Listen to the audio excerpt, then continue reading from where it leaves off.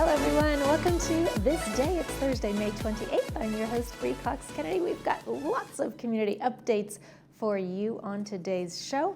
Michael will be here getting an update with Third Mutual with Director Donna Rain Shostak. I do have a stay informed, folks. Well, we may be wrapping up May. The latest edition of the Village Breeze is still packed with information and events carrying our residents through June. This issue features award-winning artwork from the Laguna Woods Art Association exhibition, highlights scenic walking trails throughout the village. You're going to want to explore those, and also explores activities at clubhouses 2 and 7, celebrates community concerts, 60th anniversary season. I mean, this thing is just packed with all kinds of useful information. In addition, you'll also find health and wellness resources, updates from Ting Fiber rollout, important VMS news, so you just really can't miss it. So pick up your copy of the May-June Village Breeze at the library, the community center, performing arts center, golf facilities, and other locations throughout the village. Let's take a look at our 5-day forecast, folks, as we look ahead to the next 5 days here in Laguna Woods Village. The weather pattern remains very comfortable and consistent. Afternoon highs will stay right around the 7-degree mark each day, with cooler mornings in the upper 50s. Thursday going to start off with sunny skies and a touch of haze, but overall we'll continue to see plenty of sunshine throughout our weekend. By Monday, we'll see a few more clouds drifting through with partly sunny skies, but temperatures still remain pleasant. Sunrise this morning was at 5:43 a.m. Sunset will be at 7:53 p.m. This is St. Jean Cap Ferrat in France. Thank you, Dennis Harper, for sending that in. Gorgeous photo. If you'd like to send us your photos, we'd love to share them. Please email those to us at lagunawoodsvillagetv@gmail.com. Please send us your name, where the photo was taken from, and in a horizontal format, please. We've got 3 meetings to tell you about before we head on over to the break. And when we come back, Michael will be here with Third Mutual update. Stay with us.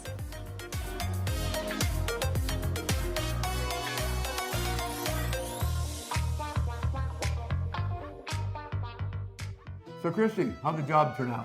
Job turned out fantastic. We love our new patio. It gives us lots of extra room for entertainment. It was quick and easy, and we just really love it.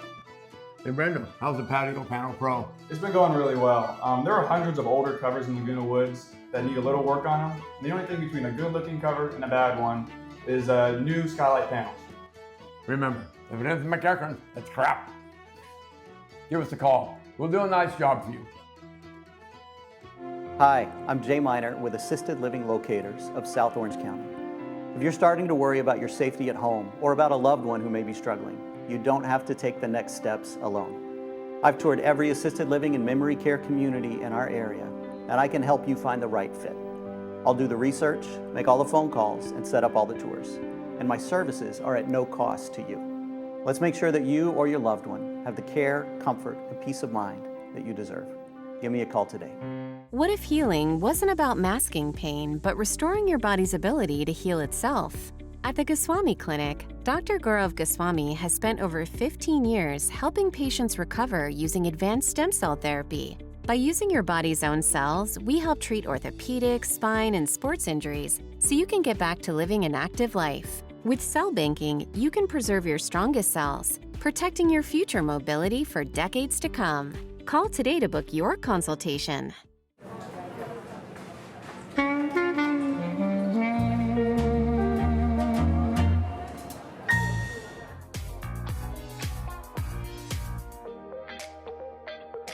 Can you smell it in the air? The birds are singing, the breezes are out, and it's budget season. And for that, we want to welcome Third Mutual's very own second VP, Donna Rain Shostak, to the program. Thank you for joining us. Thank you. It's a pleasure to be here this morning. This is the biggest thing that any board HOA kind of group does, right? It's the thing that everything else depends on working and making happen is how you guys figure out your annual budget. Absolutely, and it's done in very close collaboration, obviously, with VMS staff and management on that side.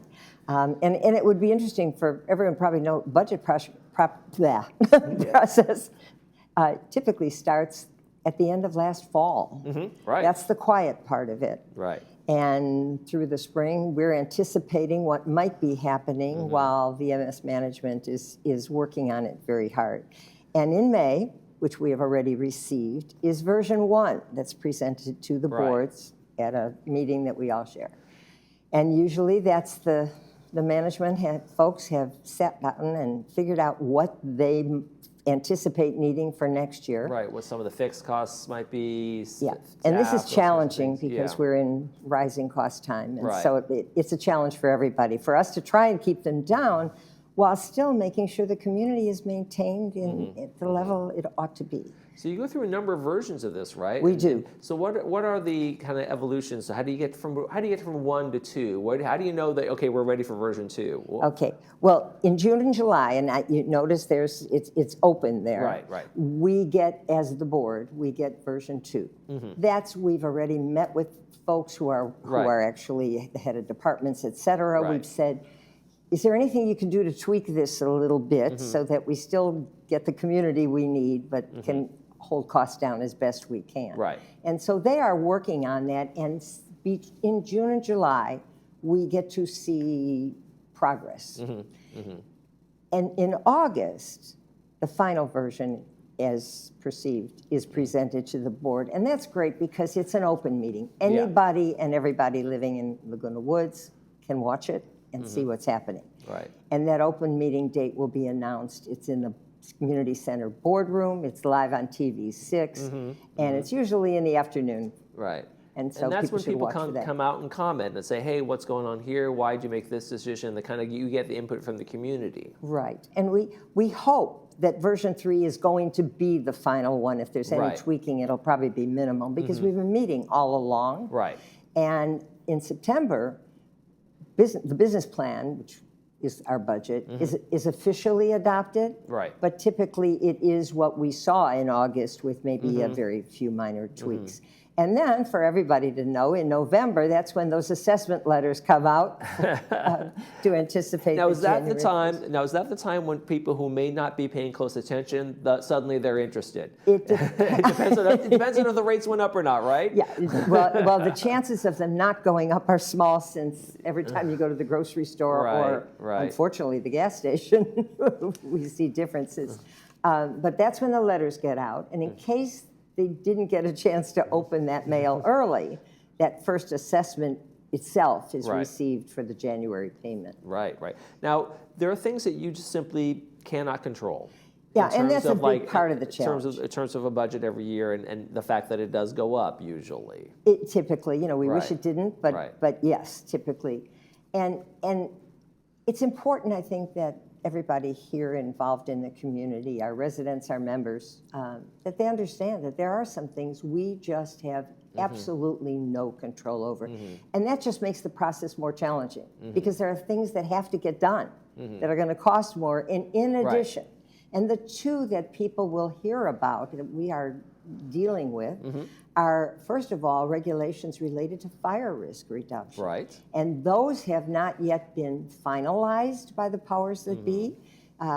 We're waiting only because they keep getting less and less restrictive. So, and that means less costly in terms of things we would have to do. In terms of some of the replacement of landscaping and zones between houses and those kinds of things are all part of that. And basically it's got to do with trying to keep materials that might cause a fire to increase or move forward. And so the fuel, so to speak. Yeah, so it's being done for a very good reason. The other one, and I just put, for folks' benefit, I've just put down non-functional turf.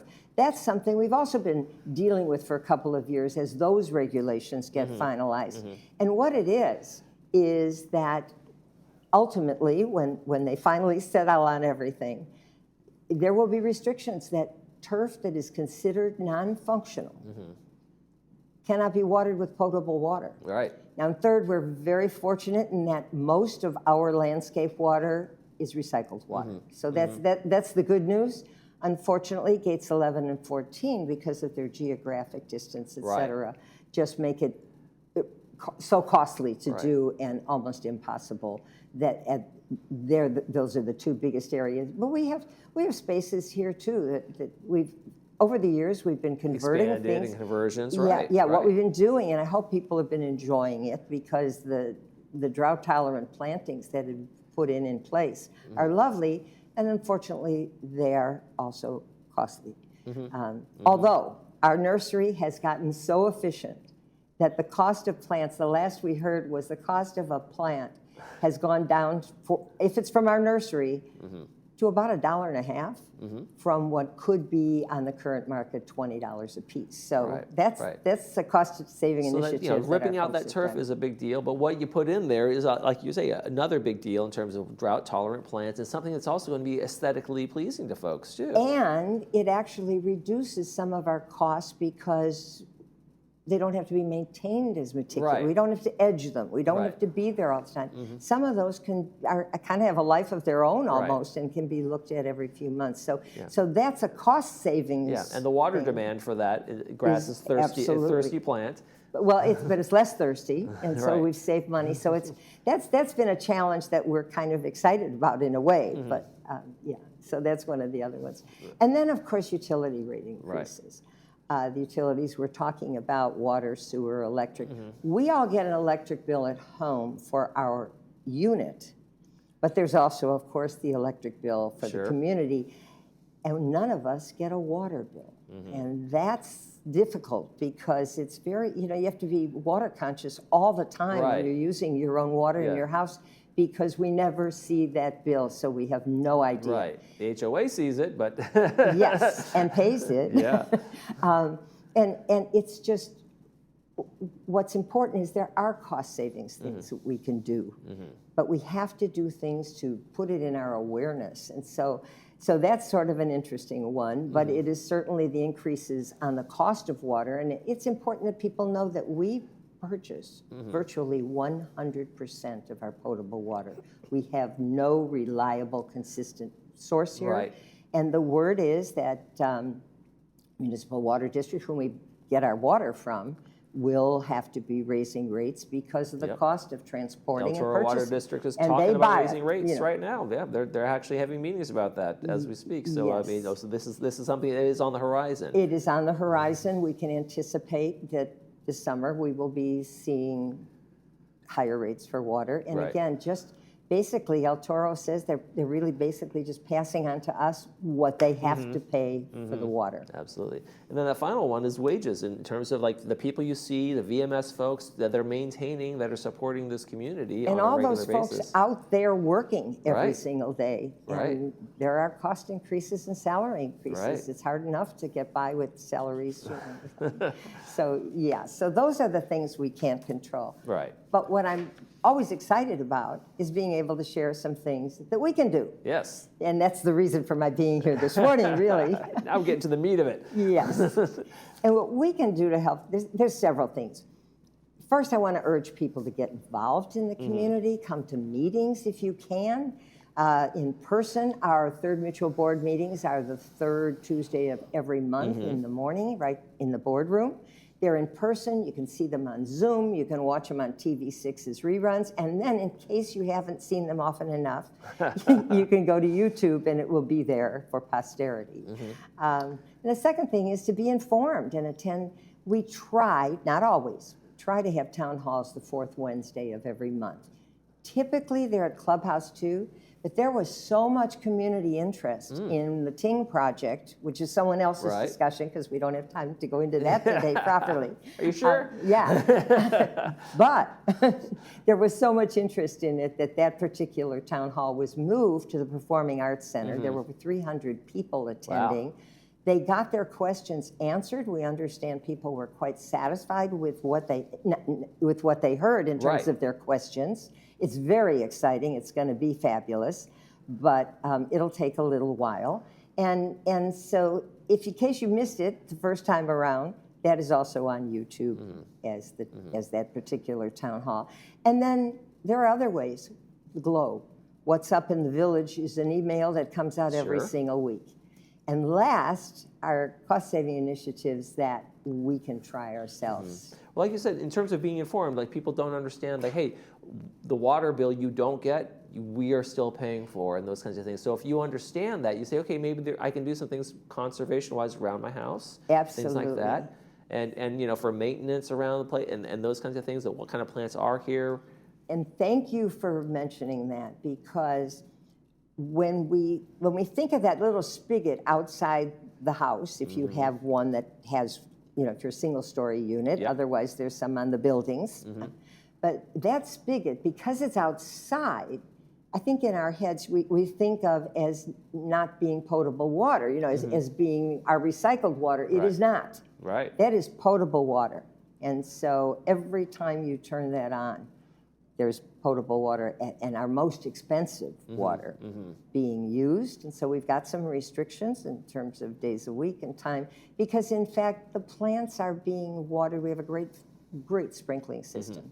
And so those things can be watched in other ways. You don't have to really do a lot of it. So that's exciting. And we also can do things like register for Easy Pay. We still have a significant percentage of the community not doing that, writing out a check, mailing it in, which actually costs folks a little more to mail it in, given the cost of postage these days. And instead, if they could opt for Easy Pay, there's no check processing cost for us. There's no time spent opening the envelope and dealing with it. Yeah. And any questions on it, folks can ask resident services. Maybe get some help setting that up if it's one of those things. The tech. People try to avoid that. But I tell you, when you have those automatic things and you know it's working, it's easier for everybody involved. Not only is it easier, but in a way less painful, because sometimes folks are out of town when that first bill comes and they sort of miss the fact that they should be writing that check out for a different amount.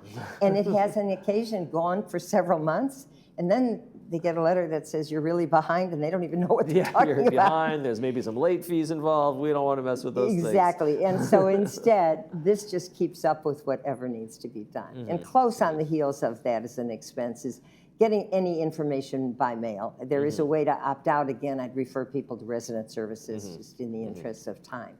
But the most exciting thing is what we can do to conserve water. And I'm very excited to announce that while Third has had a water conservation committee for some time, we now have a community-wide committee. It is United, Third, and GRF all working together. No, that's great. And that first meeting will be the last Thursday of July. I'd love to have people come, and that's going to be talking about what we can do to save water. Shorter showers, things like that. Absolutely, that's a great way to do it. Now, one of the things that, in terms of money-saving options, that I think a lot of times that happens is people talk about, well, let's defer that, let's kick that was repairs down the road, let's not repay, let's not worry about the roof right now, or water damage, things like that. And that really isn't, in terms of cost savings, it's a very temporary fix, and then it turns into a long-time expensive problem, right? So, and that's of course where we started this conversation, which was the challenge. How do we keep things up without unduly raising expenses, but still keeping things up? And I'm proud to say that we have never had a special assessment in this community, and we hope never to do that. So we ask everybody's patience. We ask you to tune in August to that budget meeting. Be sure to open the mail in November when the new assessment comes. And we just look for everybody getting more involved. Yeah. And how important is it for you guys to kind of hold the standards that you have in the community when we talk about maintaining, being proactive in maintenance, being proactive in looking for cost savings and those kinds of things? And and sometimes we get help that we don't expect. A few years ago, we got a notice, a letter from our paint company. We buy very good paint, and they said, why are you painting your units every 10 years? Our warranty is 15 years.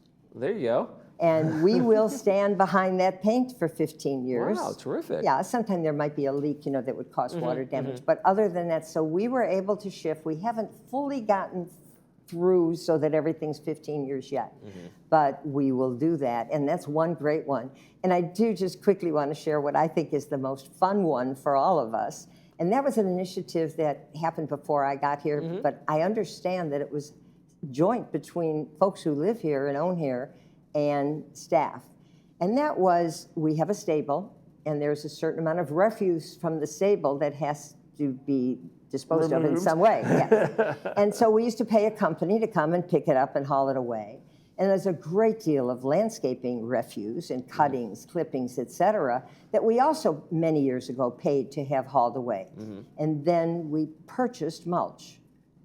Which doesn't seem to make a lot of sense, does it? And you need money to fix it, but GRF was, and of course it's with everybody's funds that it was done, but GRF purchased something called a tub grinder. It's this monster machine that grinds everything up. And now we no longer pay to have anyone pick up the refuge and tow it away. And we don't buy mulch anymore either. And that is made available to residents as well as what the gardeners are putting down. Pick up that mulch. So it works, and it works with involvement, resident involvement. Obviously, our staff is always committed. And I thought that it was important to just share some of the process and some of the challenges, and again, what folks here can do to help us in that process. And let's build on that. How important is it for the owners and the residents in this community to be involved, to understand, and maybe even come in with an idea and say, hey, what about this? It happens all the time. And you know, not every big idea is a big one. That suggestion and the implementation of the mulch issue and hauling away clippings and cuttings, that one saves the mutual over $200,000 a year. We're not talking a small amount. Right. And even if it's a small amount, enough small amounts add up as well. So we love the suggestions, we appreciate them, and we appreciate anyone helping to keep our costs down by not using water that they don't have to use. How did you first get involved in you know, you're supposed to be retired, you're supposed to be enjoying your time here, and but you're definitely engaged and involved, and you've been so for years and years. Yes, and it's just been a pleasure to do that. And most of my career, I was on the board of directors over at Saddleback Memorial. I was in higher education for years. My last position was Dean of Health Sciences at Saddleback College. Those are all, even though I did get a salary for that one, it's still community service in a way. And so it just kind of helps to feel productive. I live in this community, I belong to this community, and if there's anything I can do, and anything we as the board, and you have a very committed board, and we're appreciative of everyone, not only on the board, but the support we get from the community. And how do you go about when you try to, in terms of recognizing maybe who the future folks might be? Because you're not going to do this forever, you know. But do you go out there and recruit? Do you say, hey, you should get involved, and should people get involved, or should they, you know, just do their thing? Should get involved, and of course that's also part of that suggestion of attend meetings, even if you don't come in person, watch them on TV6. Know what's going on, and we've gotten several board members who have just said, you know, I've been watching that and going to those meetings. I think I'd like to get involved. And the other thing is we have an advisor role to every committee that we have. That's what I was going to ask too. Committees are really kind of the entryway for a lot of people who say, I might want to get involved, but I'm not an expert at everything and yet. they wouldn't be a committee member because that is the board, it's our responsibility. Right. But every committee has advisors. If we don't, it's because no one's volunteered to do it. Right. And we love it. And then once they get involved, hopefully they will become even more involved. And so we all work together. Yeah. And there's a learning process in this too, right? I imagine as you first started as where you are now, you've learned a lot about how a community like this runs, how it gets funded, how all of the little parts work together. It is absolutely a learning process. The more one knows when one gets on the board. You know, sometimes people had said, oh, I moved in, you know, it'd be kind of nice to be on the board without any realization, not just of the level of work involved, but the knowledge you have to gain in order to be effective on the board and serve the community, which is the reason we're doing it. So, yeah, we just urge people, please come. We want you at those board meetings. And every committee meeting, there's a portion of every single meeting, whether it's a committee meeting or a board meeting, that is member comments. And we listen to those. They're made in public, we listen to them, and we respond to them on the spot if we can, but if not, at the following meeting of that particular group. Yeah, and it's important for folks to have a voice and be able to have that input, right? Yes. Absolutely. Absolutely. All right. Well, I want to thank you very much, Donna Rain Shostak. She is the second VP for Third Mutual. Thank you for joining us. The assessment process and the budgets are going on right now, folks. Get involved if you can. Okay, Thank you. thank so you. much We'll for be joining looking us. forward to seeing some of those folks at our meetings. Absolutely. Thanks a lot. You're watching This Day. We'll be right back.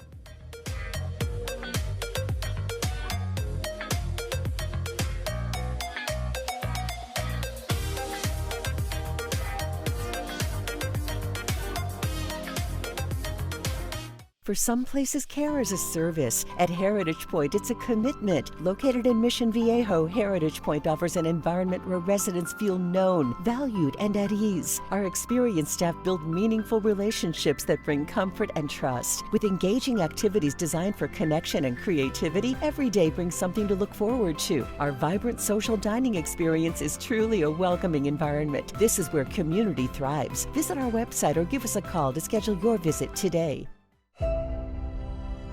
When it comes to life's most important medical challenges, where do you go? Welcome to the Hoag Institutes. Our patient-centered approach to care is rooted in clinical excellence and guided by world-class teams. Unparalleled expertise, world-class care, all within the Hoag Institutes, right here in OC. You know, people ask me about real estate here in the village all the time. I live here, and as a realtor, I know buying and selling in our community is different. There are specific rules and details that really matter, and having someone who truly knows how it works is important. If questions come up for you or someone you know, give me a call. I'm your Laguna Woods Insider. Please call me, Melissa Fort, your Laguna Woods Insider at 949-478-5888, or visit my website.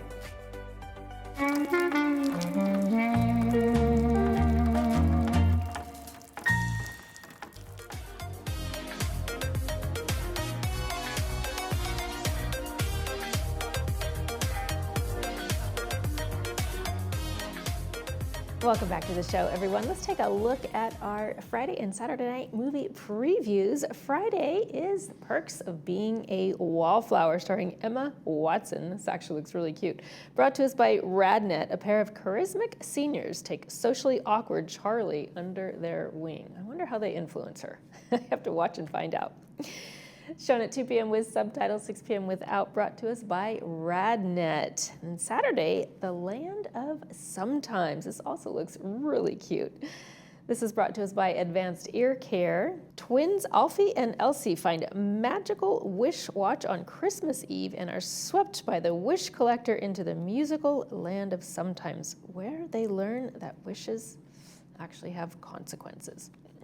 Again, another cute, heartwarming movie. All right, folks, let's take another look at our 5-day forecast. Looks like a very mild week in store for us. Highs aren't going to reach much above that 70-degree mark, so all in all, very pleasant week ahead if you like sunny skies and mild temperatures.